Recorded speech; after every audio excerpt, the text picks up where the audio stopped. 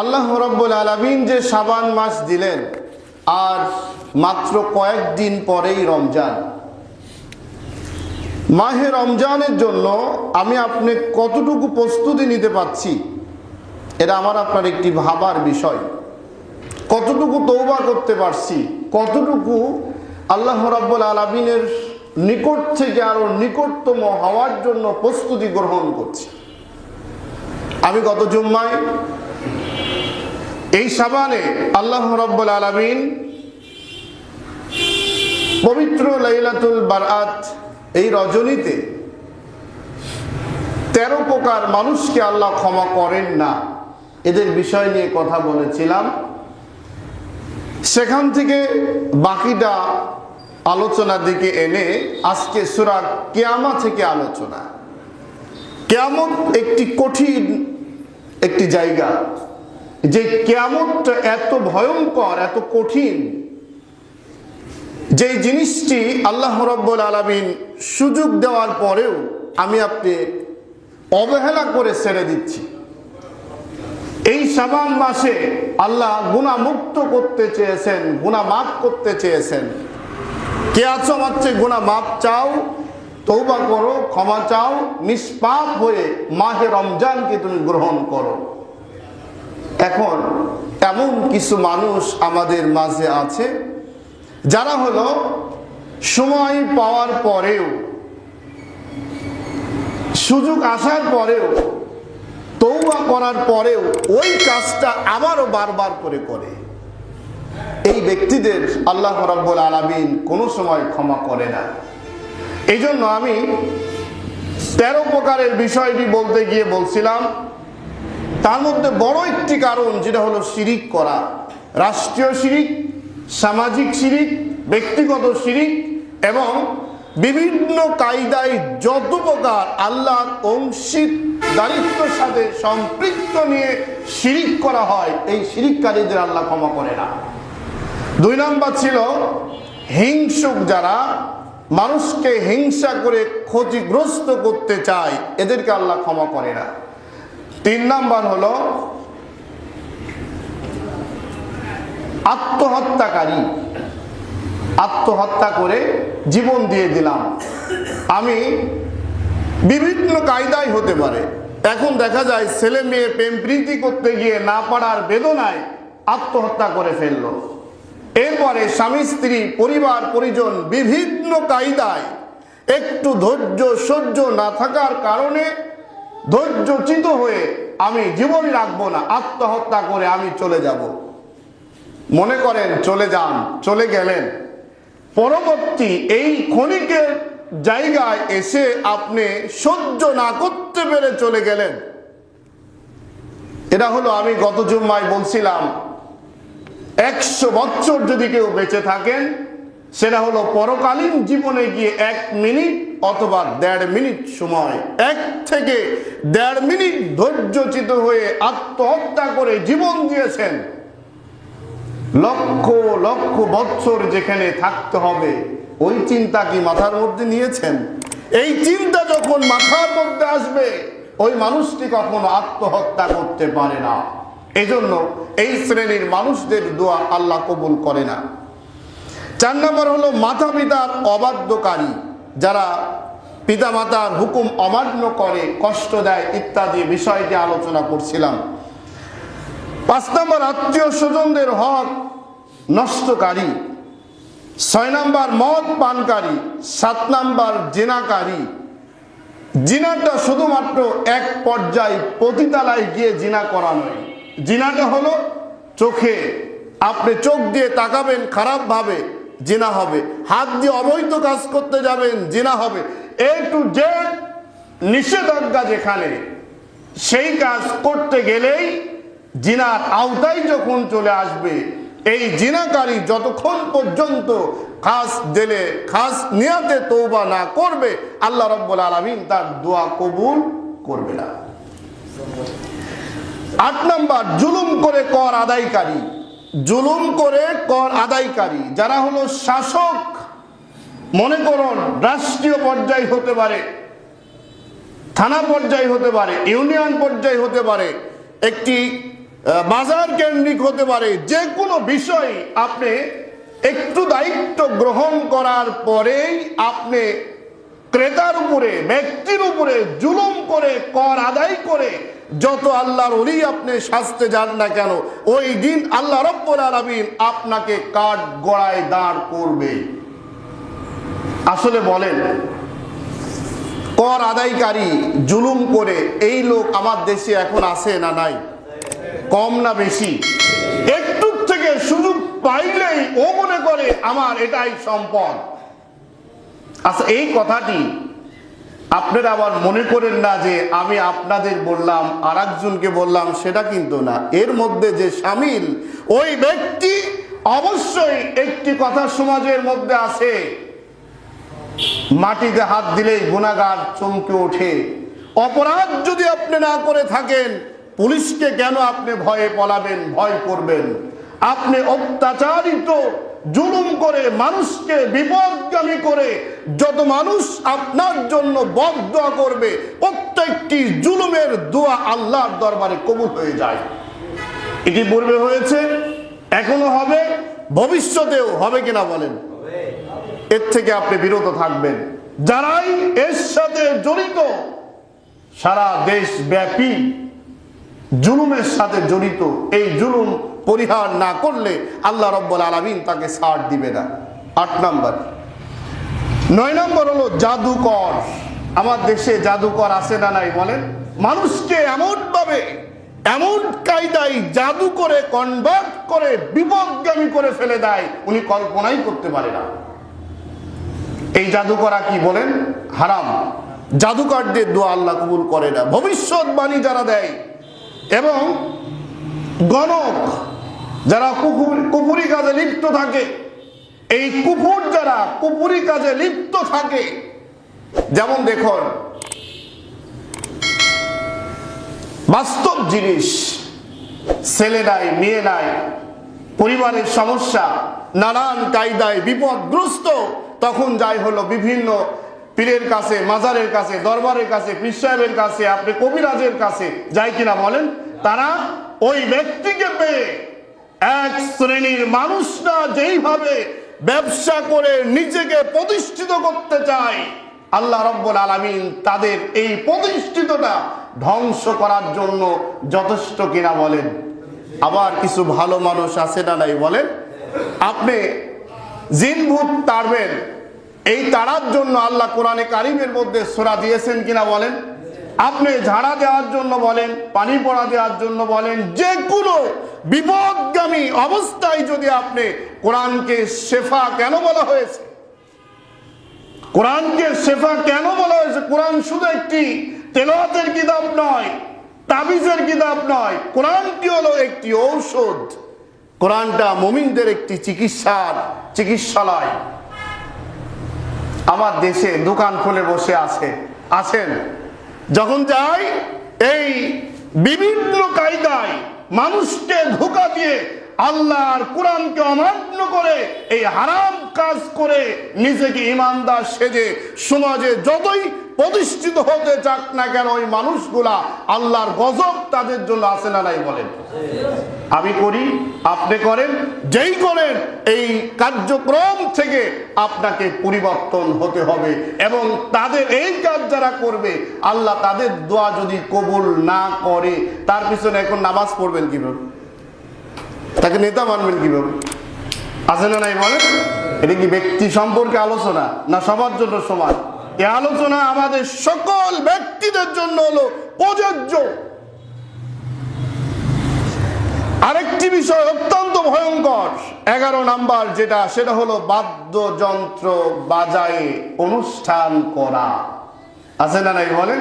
ছেলের মুসলমানি দিবেন, ছেলের বিয়ে দিবেন, পরিবারের মধ্যে বড় ডিস্ক বাজিয়ে গান, ছেলে মেয়ের ডান্স, এগুলা না হলে আপনার অনুষ্ঠান বৈধ হয় না। এগুলা করতেই হবে। ছেলে মেয়েরা রাত্রিবেলায় একসাথে ঝাঁকানাকা গান শুরু করে দিল, আছে না নাই বলেন? আপনি নামাজ পড়তে আসলেন, ফজরের নামাজ, সারা রাত ছেলে মেয়েকে ছেড়ে দিয়ে ফজরের নামাজে এসে আল্লাহর কাছে হাত তুলে বললেন, রব্বুল আলামিন, আমার মতো ফেরেশতা আর কে আছে? আমার দোয়া যদি তুমি কবুল না করো, আল্লাহ কবুল করবে কার দোয়া? বলো, আছে না নাই? বলেন, কি হলো আপনার নামাজ? কি হলো আপনার বুজুর্গ? কি হলো আপনার ইবাদত?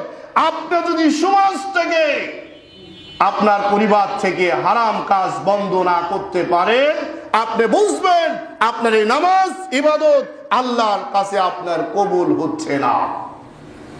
ভাইরা, এখন বলেন দেখি, এই গান বাজনা যদি বন্ধ করা যায়, তাহলে কি আপনার ওই ফ্যামিলির ওই অনুষ্ঠান আসলে কি হবে কি হবে না? বলেন, একদম ফালতু কাজ, একদম ফালতু কাজ। এটা যদি আপনি বন্ধ করেন, অনুষ্ঠান হবে না এমন কিচ্ছু নেই। আবার এই কাজ করলেন, এবার কি অনুষ্ঠানটা আপনার বেশি হবে? বেশি হবে? বলেন, হবে না। এই যে মানুষগুলা বসে আছেন, এই জাতীয় দাওয়াত বাড়িগুলা যদি পরিহার করেন, এই অনুষ্ঠানগুলা যদি পরিহার করেন, আপনি নামাজ পড়ে, জুম্মার নামাজ শেষ করে সাদা পাঞ্জাবি পরে সেন্ট লাগিয়ে আগের চেয়ারে গিয়ে বসে খাওয়ার খুব প্রশংসা করে মাথায় হাত দিয়ে বলে আসলেন, ভাই দোয়া করে দিলাম অনুষ্ঠানটা ভালো করে যেন হয়ে যায়। আপনি কাক দোয়া করলেন? ও তো হারাম কাজের সাথে জড়িত। হারাম কাজ সারা রাত নিজে করেছে, প্রতিবেশীদের ঘুমকে হারাম করে দিয়েছে। একজন মুসলমান এই কাজ করলো, আর একজন মুসলমান মাথায় হাত দিয়ে দোয়া দিয়ে আসলো। আছে না নাই? বলেন, এই কাজ পরিহার করেন, এই কাজ করেন না, এই কাজ বন্ধ করেন। 12 নম্বর হলো ভবিষ্যৎ বক্তা অগ্রিম কথা বলে। আছে না? বলেন, অগ্রিম। হাতের কর গুনে হাতটা নিয়ে নিঃশ্বাস টানে, চোখটা বন্ধ করে বলল, তোর কপালের মধ্যে 2টা রেখা আছে, এই রেখা না কাটলে তোর ভবিষ্যৎ মাটি। উনি চিন্তা করলো, ভবিষ্যৎ ঠেকাতে হলে ওই মেঘ যদি আমি না পাই, আমার ওই ব্যবসা যদি না পাই, টেন্ডার যদি না পাই, ওই জিনিস যদি আমি না পাই, করবো কি জীবনে? কত টাকা লাগবে বল? আপনার জন্য একটু শাড়ি দিলাম। হাতের মুঠার মধ্যে টাকাটা নিয়ে পকেটে ধুয়ে বললো, যা বেটা দেখছি। আপনি বিশ্বাস করে চলে আসলেন, আমার এই ব্যক্তি আমার লাইফটাকে ধন্য করে দিয়েছে। হঠাৎ মনে করেন ওই টেন্ডার আপনি পাই গেলেন, ওই মেয়েটাকে পাই গেলেন, ব্যবসায় আপনি পাই গেলেন। এখন বিশ্বাস কার প্রতি? আল্লাহর প্রতি না ব্যক্তির প্রতি? কথা কন, এটা কি হারাম হলো না জায়েজ হলো? সম্পূর্ণরূপে ব্যক্তির উপরে নির্ভর করে আল্লাহর ভয়কে, আল্লাহর হুকুমকে, আল্লাহর ক্ষমতাকে মাইনাস করে দিয়ে ব্যক্তি কবিরাজের উপরে বিশ্বাস করার কারণে আপনার তকদিরকে আল্লাহ নষ্ট করে দিয়েছে। ক্ষণিকের জন্য আপনাকে আল্লাহ পরীক্ষা নিল, এই কাল হলো, পরকালে এমন গজব দিবে আল্লাহ, আপনি কুল পাবেন না ওই টাকা দিয়ে উদ্ধার হওয়ার জন্য। ঠিক না? বলেন, এই কাজ পরিহার করবেন।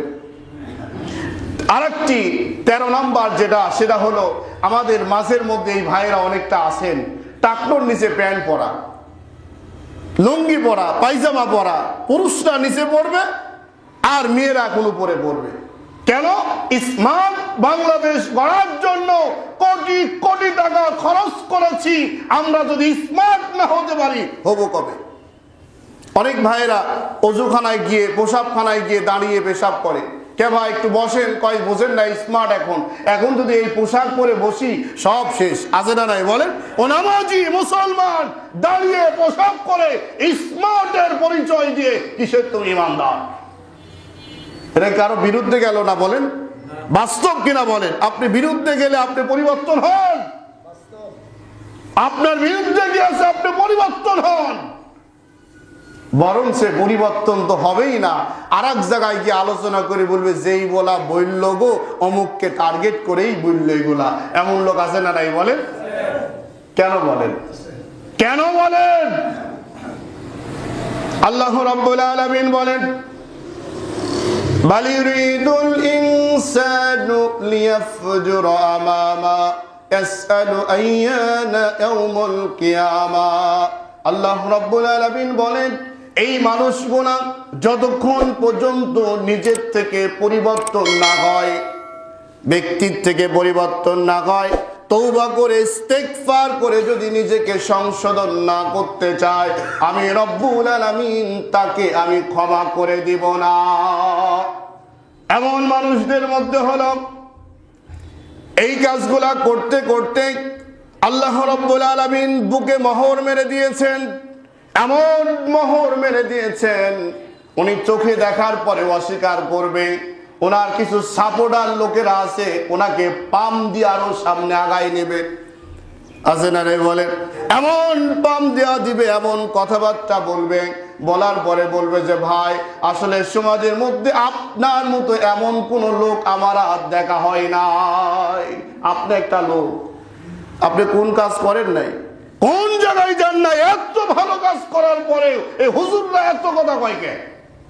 অথচ বুকের মধ্যে আছে কি মারা বলে, মোহর মেরে দিয়েছেন আল্লাহ রব্বুল আলামিন। আয়নার সামনে দাঁড়ানোর পরে ওর চেহারা যদি আয়নাতে দেখা না যায়, দোষ কার? আয়নার না তার ব্যক্তির। আয়নার কাম হলো তার চেহারাকে ফুটিয়ে তোলা। ওই আয়না যদি আপনার চেহারা দেখাতে না পারে, আয়নাকে পরিবর্তন করে আরেকটা আয়নার সামনে আপনি দাঁড়িয়ে দেখুন আপনার চেহারা দেখা যায় কিনা। তাও যদি দেখা না যায়, বুঝবেন এটা আয়না না। ঠিক কিনা বলেন?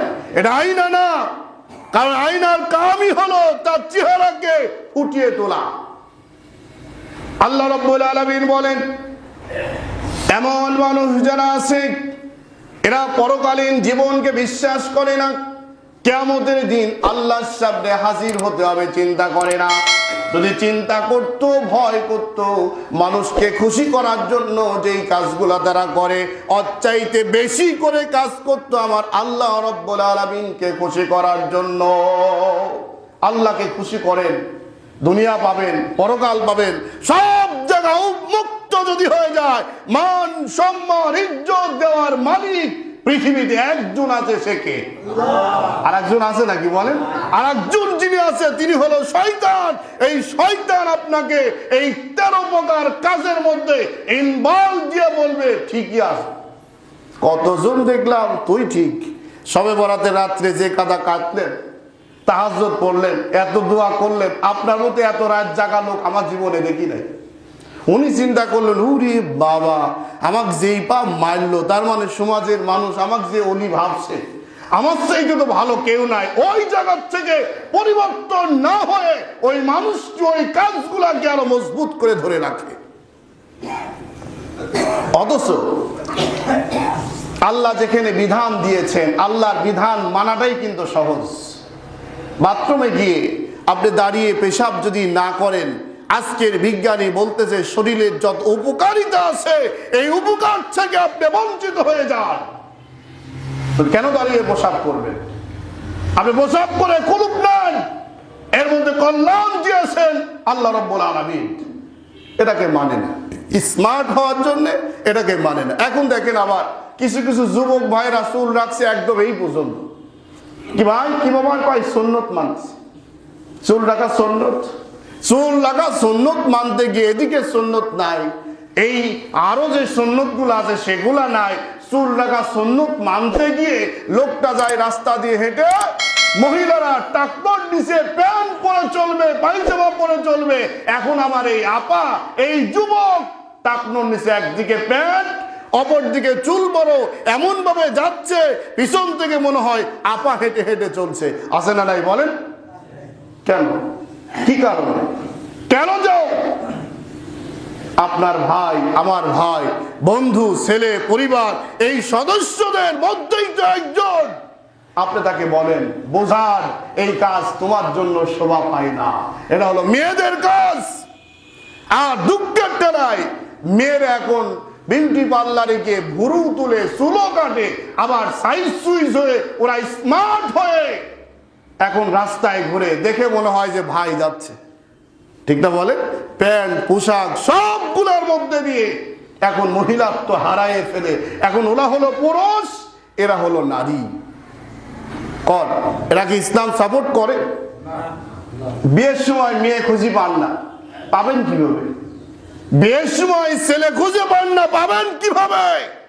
যৌবন কালটা নষ্ট করেছে বেহুদা রাস্তায় গিয়ে, এখন খুঁজে পান না।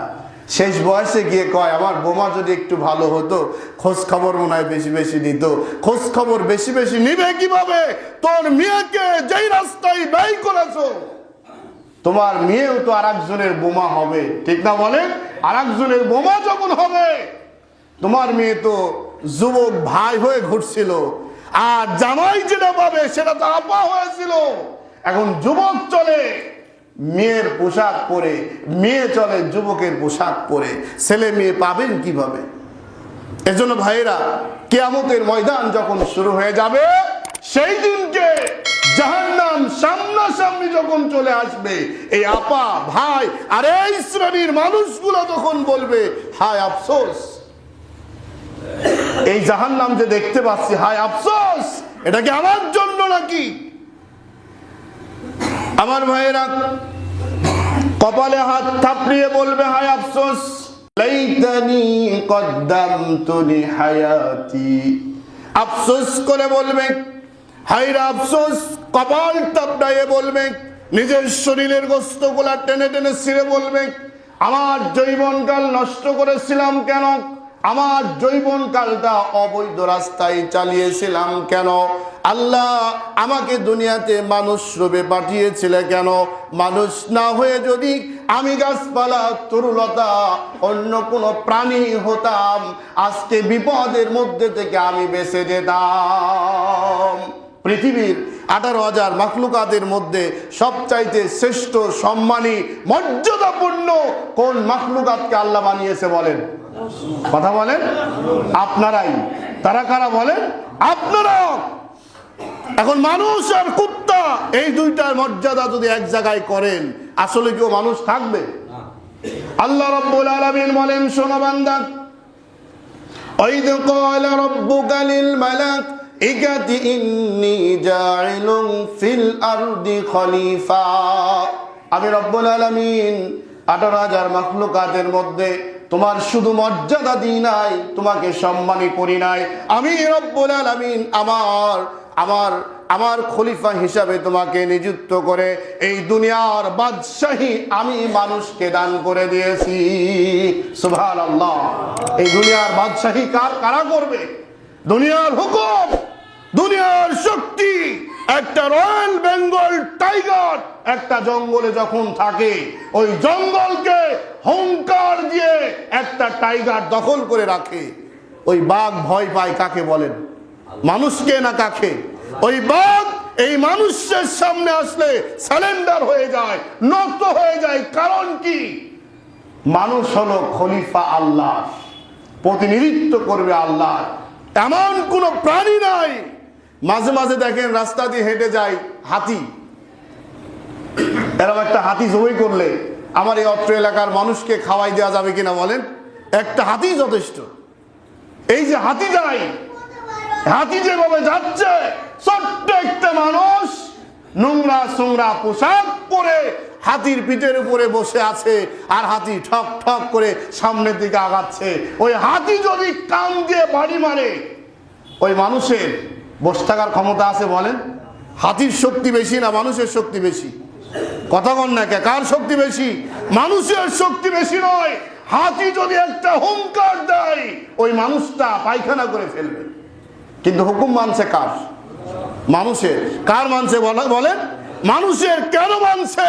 মানুষের হুকুম মেনে চলার মূল কারণ হলো ওই মানুষকে আল্লাহ রাব্বুল আলামিন পৃথিবীর সবচাইতে সম্মানী, মর্যাদা পূর্ণ করার কারণে সমস্ত প্রাণীকে আল্লাহ বলেছেন, তোমরা সব প্রাণীগুলাই আমার এই গোলামদের কথা শুনে চলবে। সুবহানাল্লাহ বলেন। মিয়া সলিমুল্লাহ একটা 18,000 মাখলুকাত গোলামি করবে, হুকুম মানবে, আনুগত্য করবে মানুষের, আর মানুষ শুধুমাত্র ইবাদত করবে কার? আচ্ছা বলেন, একদিন একটা হাতি হুকুম অমান্য করে চলছে, কথা শুনে নাই, এমন কি দেখছেন? একটা হাতি যাওয়ার সময় আপনার এলাকাকে তছনছ করে ফেলছে, আর কেউ কোনো কথা শুনবে না। হাতি এমন হুঙ্কার দিয়ে দোকানপাট, বাড়ি ঘর ভেঙে চুরে তছনছ করে দিল এই আলহাজ মোড়কে। এমন কি কোনোদিন হয়েছে বলেন? 100 বছরে কোনোদিন দেখছেন বলেন? অথচ একজন মানুষ আরেকজন মানুষের বাড়ি ঘর ভেঙেছে, এমন রেকর্ড আছে না নাই বলেন? উৎপাত করেছে, নির্যাতন করেছে, জুলুম করেছে, অত্যাচার করেছে, প্রমাণ আছে না নাই বলেন? আছে। কেন? হাতির শক্তি বেশি, আপনার শক্তি কম। আপনি মানুষ হয়ে মানুষকে কষ্ট দিয়েছেন, একটা প্রাণী কোনোদিন কষ্ট দিল না। কারণটা কি? হাতি হুকুম মানে স্বয়ং কার? কথা বলেন আল্লাহর। এই যে কুত্তা, যে কুত্তাগুলা দেখা যায়, কুত্তা, একটা কুত্তার শক্তি বেশি না মানুষের শক্তি বেশি? কুত্তার শক্তি বেশি। মর্যাদা সম্মান আপনাদের, কিন্তু শক্তি বেশি কার? কুত্তার শক্তি বেশি। এই কুত্তা যদি ইচ্ছা করে আপনাদের মতো 10টা যুবক ব্যক্তিকে মাঠ ছাড়া করে দিতে পারে কিনা বলেন? রাস্তায় যাচ্ছেন, হঠাৎ করে পিছন থেকে কুত্তা টাড়ছে, এমন কি হয়েছে কোনোদিন? আমার অনেক সময় হয়। এই যে কুত্তা টাড়লো এবং শরীরের লোমগুলা অটোভাবে শিউরি উঠে কিনা বলেন? আপনি যে বীর বাহাদুর, এটা কুত্তাই টাড়লো, আপনি ভয়ে কাঁপা শুরু করলেন। আর একটা কুত্তার এত শক্তি দেওয়ার পরেও আজকে বদি পর্যন্ত ওই কুত্তা যে বাড়িতে থাকে, ওই বাড়ির মালিককে, ব্যক্তিদেরকে তার হুকুম মানে নাই, কথা শুনে নাই, অত্যাচার করছে, খাওয়ার গোলা জুলুম করে খেয়েছে, জোর করে সিনাই নিয়েছে। একটা রেকর্ড আপনি দেখান, আছে নাকি বলেন? নাই। কেন? কুত্তা হুকুম মানে কার? একমাত্র খালেস ভাবে 18,000 মাখলুকাত, মানুষ বাদে যত আছে সব মাখলুকাত শুধুমাত্র একমাত্র গোলামি করে আল্লাহ। কার গোলামি করে? আপনি কেন পারেন না? আমি কেন পারি না? মানুষ কেন পারে না? মর্যাদা দিল, সম্মান দিল, ইজ্জত দিল, আপনাদের খলিফা বানালো, প্রতিনিধি বানালো। এখন এত প্রাণীকে দিলেন আল্লাহ রাব্বুল আলামিন আপনার দাসত্ব খোঁজ খবর করার জন্য, হুকুম মানার জন্য। আপনি তা করলেন না। না করার কারণে মর্যাদা এখন আপনাকে আল্লাহ বাড়াই দিবে না কমায় দিবে? কথা বলেন।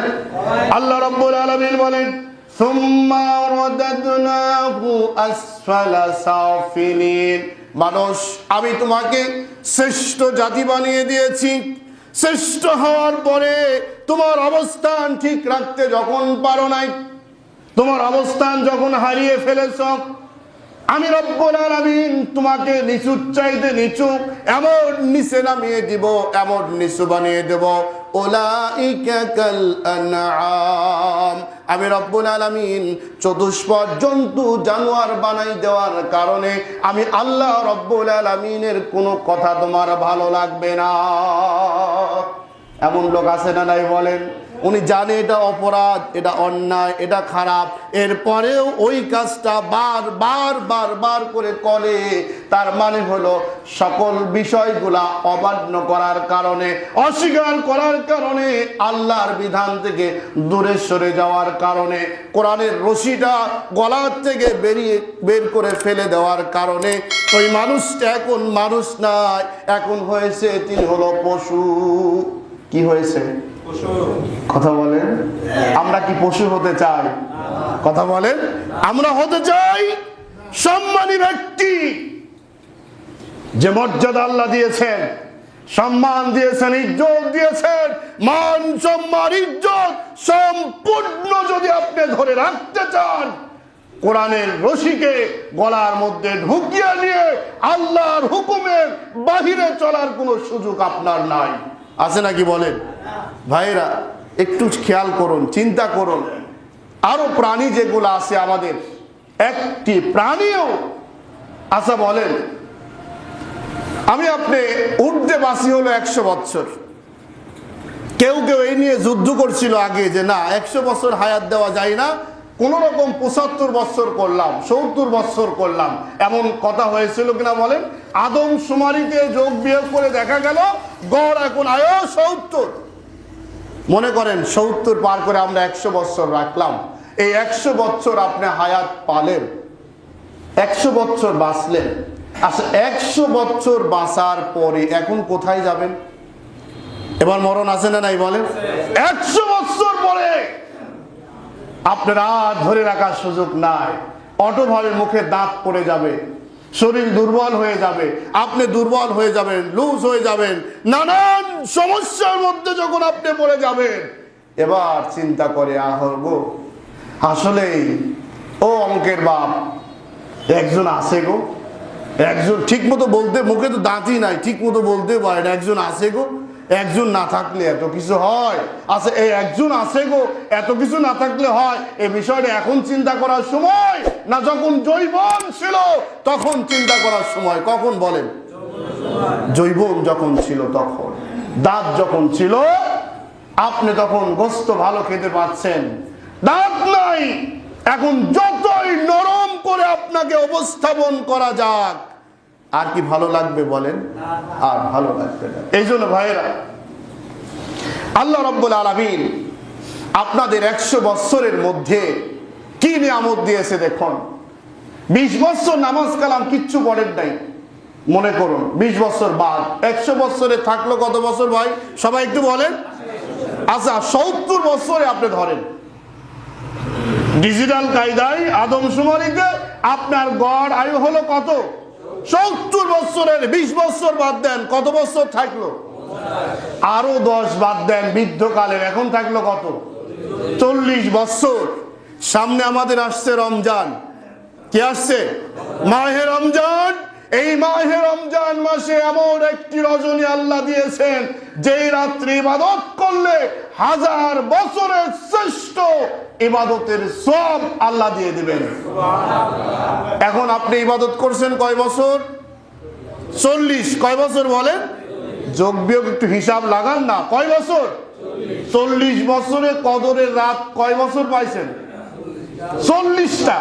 এই 40 বছরের কদরের রাত্রে ইবাদত করার পরেও যদি এখন আপনাকে জাহান্নামে যেতে হয়, এবার আপনি ভালো না ভালো কে বলেন?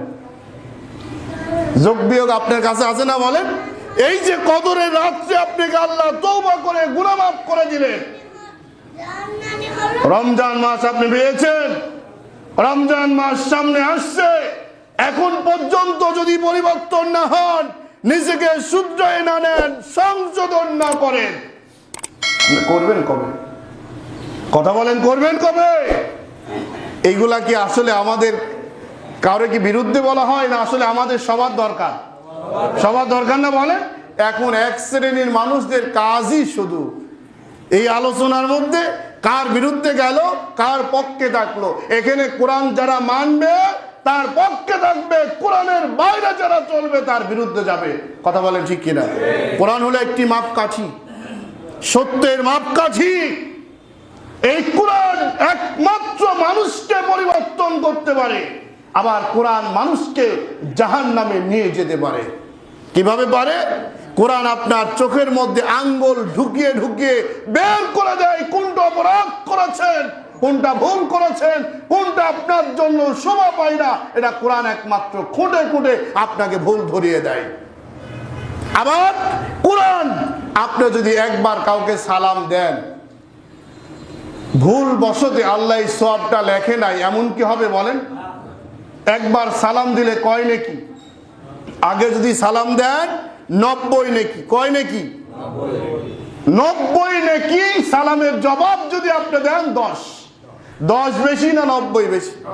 আমরা সালামই দিই না, টাকা হা করে থাকি, ছেলেটা তো খুব বেয়াদব, কেন অমুকের লাতি না, এটা অমুকের ছেলে না, আসলে কোন জায়গায় থাকে এরা, কি বেয়াদব কেন ভাই? আমাকে সালাম দিলে না, মুরব্বী মানুষ আমাকে সালাম দিবে না? কিছু লোক আছে না নাই বলেন? কেন বলেন? আল্লাহ রাসূল সাল্লাল্লাহু আলাইহি ওয়াসাল্লাম ছোট্ট ছোট্ট বাচ্চাদেরকে সালাম দিয়েছেন। কেন দিয়েছেন? ছোট্ট বাচ্চারা যেন সালাম দিলে শিক্ষা গ্রহণ করে। আচ্ছা বলেন, ছোট্ট একটা ইন্টারভিউ যদি এখন আপনাদের নিই, এখানে যত মানুষ বসে আছি, নাতিকে আজকে কয়জন সালাম দিছেন? আমি যদি হাত তুলতে বলি, ছোট্ট বেটা আর নাতি, এই 7 বছর বয়স বা 10 বছর, আর বড়গুলা বাদি দিলাম, এদের সালাম দিয়ে আসছি, আজকে দিছি সালাম, এমন যদি হাত তুলতে বলা যায়, সংখ্যায় কি বেশি না কম? কথা বলেন। ও আপনাকে সালাম দিবে কিভাবে? ও আপনাকে সালাম দিবে কিভাবে? আপনি তো নিজেই অভ্যাস করেন নাই। এবার যদি বলি স্ত্রীকে কয়জন সালাম দিছেন, এদিকেও সংখ্যায় বেশি না কম? কি বলেন? সালাম মানে হলো কি? শান্তি। সালাম মানে কি? শান্তি। সওয়াব তো আছে এই শান্তি। এখন ঘরের বউকে সালাম দিলাম না, বাইরের লোকে সালাম দিব এরকম ভাবাই যায় না। ও তো আর একজনকে বলবে ছেলেটা খুব বেয়াদব, ও তো আদবের ঘরেরই মানুষ। কথা বলেন, ও তো আদবের ঘরেরই মানুষ। ঘরটা সাজিয়ে রাখছে নানান মূর্তি দিয়ে, নানান ছবি দিয়ে, নানান কায়দায় ওখানে ডুগি তবলা নিয়ে ছেলে মেয়েকে শিক্ষা দিচ্ছে, আর ও তো আর একজনকে খোঁজ নিবেই। এজন্য ভাইরা আসুন, আমরা অন্তত পক্ষে মাহে রমজানের আগে শিক্ষা গ্রহণ করি, বেশি বেশি করে আমরা সালাম প্রদান করব। ছোট এবং বড় সকল শ্রেণীর মানুষকে আপনি যদি সালাম দেন তাহলে কি আপনি ছোট হবেন? সব কি কম পাবেন? সব দরকার নাই কয়জনের? দেখেন, একটা নেকি কম হওয়ার জন্য কিয়ামতের দিন জাহান্নামে যাবে, এর দলিল আছে না নাই? আছে না বলেন? একটা নেকি ওখানে কেউ দিবে না, এটাও কোরআন হাদিসে আছে না নাই? তাহলে এখান থেকে সওয়াব বেশি করে নেন, কামান। রমজান মাস আসছে, বেশি বেশি করে সওয়াব অর্জন করুন আর আল্লাহর কাছে তওবা করুন, মাফ চান। আস্তাগফিরুল্লাহ, আস্তাগফিরুল্লাহ, আস্তাগফিরুল্লাহ বেশি বেশি করে পড়তে থাকেন। দুরূদ শরীফ বেশি বেশি পড়তে থাকেন, বেশি বেশি করে তওবা করতে থাকেন। রাত্রিবেলায় বিছানায় শুয়েছেন, আল্লাহুম্মা বিসমিকা আমুতু ওয়া আহইয়া দোয়াটা পড়েন। এবার বলেন আস্তাগফিরুল্লাহ, আস্তাগফিরুল্লাহ, আস্তাগফিরুল্লাহ। পড়তে পড়তে আপনি ঘুমিয়ে গেলেন, ঘুম থেকে উঠেই আপনি ঘুমের দোয়াটা বললেন। ফেরেশতারা বলবে রব্বুল আলামিন, আমি তো সব লিখতেছিলাম, এই ঘুমাই গেল, বসেছিলাম বন্ধ রেখে। আল্লাহ রাব্বুল আলামিন বলবে ফেরেশতারা কি করছিল? বললো দোয়া কালাম পড়ে তওবা করতে করতে আস্তাগফিরুল্লাহ পড়তে পড়তে ঘুমিয়ে গেল, আবার ঘুম থেকে উঠে দোয়া করে নামাজ পড়লো। আল্লাহ বললেন তুই লেখ, সারাটা রাতই সে সোয়াবের মধ্যে ছিল। সুবহানাল্লাহ বলে। তার মানে কি, ঘুম যদি চোখে না আসতো, ঘুম না হতো, তাহলে সারাটা রাত তিনি কি করতো? ইবাদতই করতো। সুবহানাল্লাহ। এই জন্য ভাই এই আমলগুলো আমরা করবো তো ইনশাআল্লাহ? আজকে থেকে আমরা শুরু করবো ইনশাআল্লাহ। আল্লাহ যেন তৌফিক দান করে, বলেন